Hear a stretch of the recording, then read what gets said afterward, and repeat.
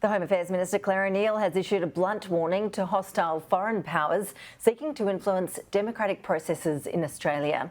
It comes as she unveils new measures aimed at preventing a repeat of last year's Optus and Medibank cyber attacks. Olivia Casely filed this report.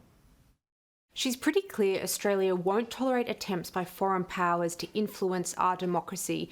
We are hearing more and more about this issue, and it comes as a parliamentary inquiry will today probe a piece of legislation. It's called the Foreign Influence Transparency Scheme Act of 2018, and there are concerns that it's not meeting its objectives. So what I would like to see is a broad legal framework that permits the Attorney General's Department or whichever agency or department is administering FITs to issue binding guidance and in some cases non-binding guidance that helps to break down and helps us to understand where there are acts of influence that might currently be flying under the radar. In fact, we'll hear from former Prime Minister Malcolm Turnbull at this hearing a little later this afternoon.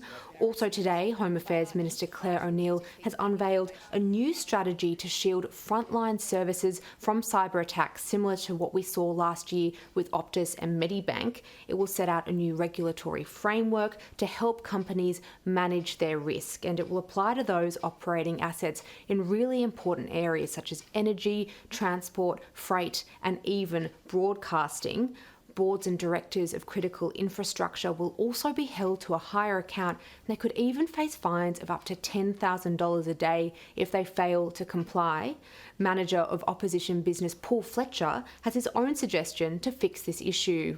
If that legislation were to be taken up by the present government, and they've sat on it, they've not done very much about it at all, what that would allow is private sector businesses to also use that when dealing with their customers. National security is a hot topic this week. In fact, this evening, ATO boss Mike Burgess will deliver his annual National Threat Assessment, which looks at risks for Australia across a number of issues, including foreign interference. And tomorrow, the Prime Minister Anthony Albanese will address the National Press Club on the issue of national security.